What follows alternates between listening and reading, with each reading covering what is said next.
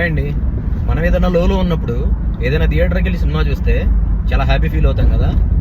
ఇండియాలో థియేటర్లు ఎలా ఉంటాయో మనకు తెలుసు, కానీ అమెరికాలో థియేటర్లు ఎలా ఉంటాయో వాళ్ళు నేను చూపించబోతున్నాను. అయితే ఇంకెందుకు లేటు చూసేద్దాం పదండి. ఇదే ఇప్పుడు నేను సినిమా చూడబోయే థియేటర్ అనమాట.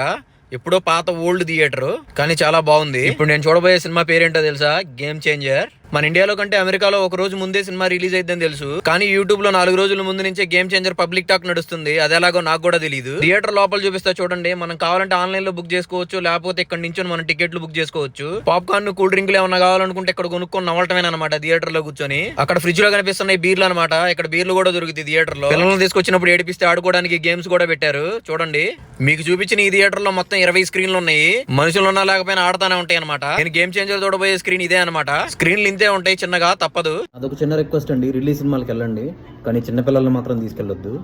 Stay safe. Thank you so much. Bye.